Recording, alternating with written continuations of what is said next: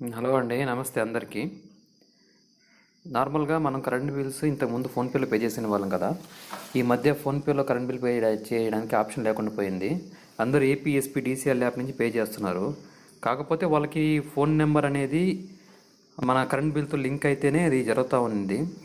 కొంతమందికి ఎర్రర్ వస్తుంది, phone number మర్చిపోవడం కానీ, ఒకవేళ రెంటెడ్ హౌస్లో ఉన్న వాళ్ళకి ఆ ఫోన్ నెంబర్ తెలియకపోవడం కానీ, పాత ఓనర్స్ పాత నెంబర్ పెట్టడం కానీ, ఇలా చేసినప్పుడు చాలా ఎర్రర్ వచ్చింది. వాళ్ళు ఖచ్చితంగా వెళ్ళి మీ సేవల నుంచో ఎక్కడి నుంచో పే చేయాల్సి వస్తుంది.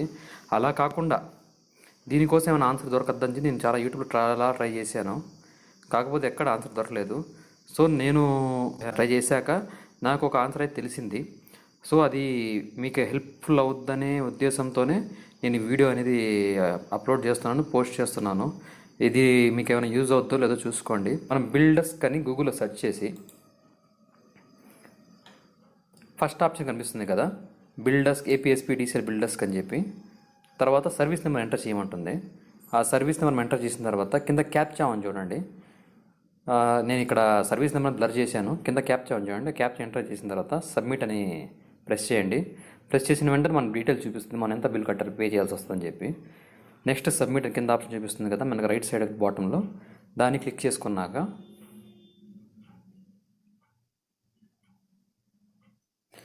ఆ సబ్మిట్ క్లిక్ చేయండి. క్లిక్ చేసిన తర్వాత కింద పేమెంట్స్ చూపిస్తుంది. ఒకసారి ఇక్కడ పేమెంట్స్ అని చూడండి.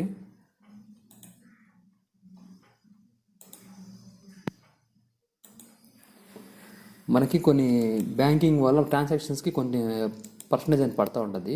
నెట్ బ్యాంకింగ్ చేయడం వల్ల మనకి ₹2.50 అని ట్రాన్సాక్షన్ తీసుకుంటుంది. అదే మనం డెబిట్ కార్డ్ నుంచి కానీ పే చేసే పని అయితే 0.80 అనేది తీసుకుంటుంది. అవి క్రెడిట్ కార్డు కానీ వీటికి కానీ తీసుకునే పని అయితే ఆ డీటెయిల్స్ అని మీకు కింద చూడొచ్చు. భారత్ క్యూఆర్ నుంచి తీసుకుంటే 0.85% కానీ, ఇంకా రూపే నుంచి తీసుకుంటే అవసరం లేదు, ₹1 కూడా ఇవ్వాల్సిన అవసరం లేదు.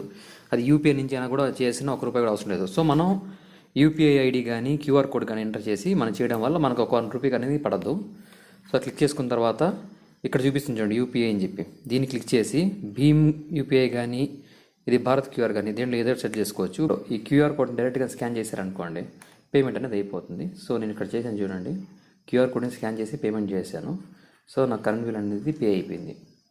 ఈ విధంగా మన మొబైల్ నెంబర్ లేకుండా కూడా బిల్ అనేది పే చేసుకోవచ్చు. సో దట్స్ ఇట్ అండి. Okay, thank you.